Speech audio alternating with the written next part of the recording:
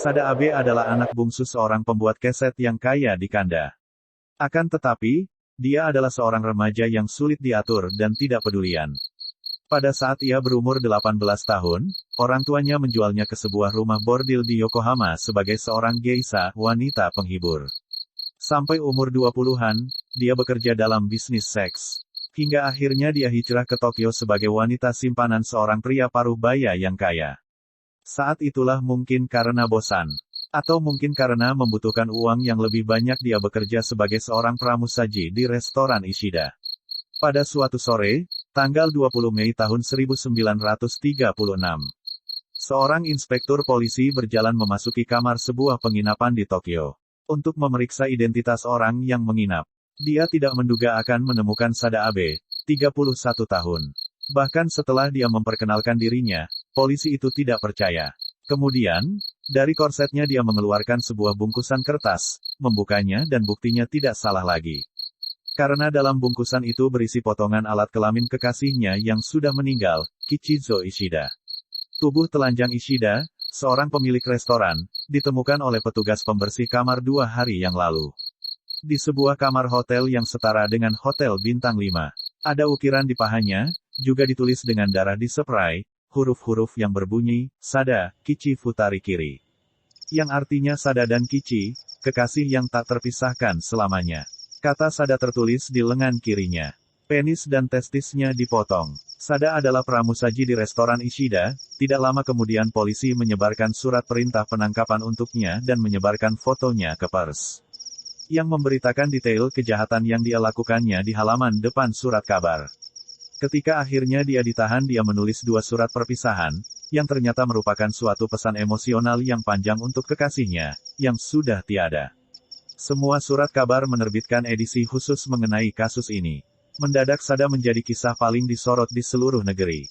Ishida sudah menikah, sudah memiliki anak.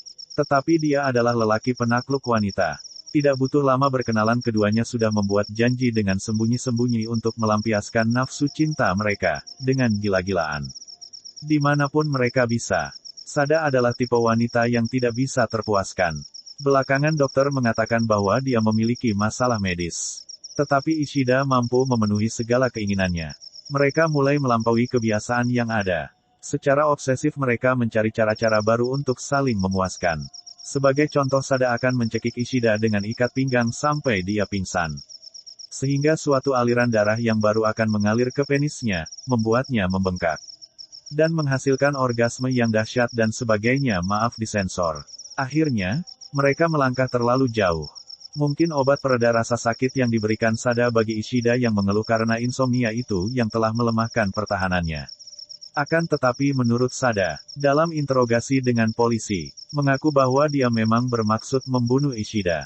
Dia berkata, "Aku sangat mencintainya, aku ingin memiliki dia untukku sendiri. Aku tahu bahwa jika aku membunuhnya, maka tidak ada wanita lain yang dapat menyentuhnya lagi, jadi aku membunuhnya." Sedangkan tentang pemotongan alat kelaminnya, dia berkata, "Itu milik orang yang aku cintai. Semua milik Ishida sudah menjadi milik saya." Sada dikarenakan perbuatannya yang tidak biasa memunculkan istilah baru di Jepang yaitu sadaisme. Dihukum 6 tahun penjara, kemudian dibebaskan dengan amnesti pada tahun 1941. Dia pindah dari Tokyo dengan menggunakan nama samaran dan menikah. Kemudian, pada tahun 1947, dia ditemukan kembali oleh seorang jurnalis. Dan kisah lengkapnya ditulis dengan begitu belak-belakan dalam sebuah buku bestseller.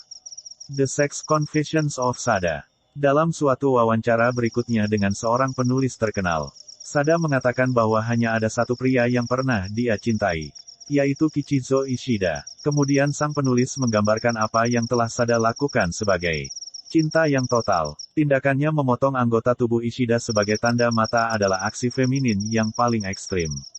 Terakhir kalinya alat kelamin Ishida terlihat di suatu pameran pasca perang.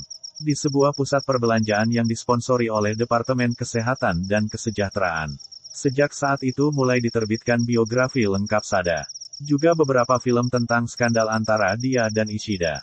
Di antaranya adalah adikarya erotis dari Nagisa Oshima, In the Realm of the Sands.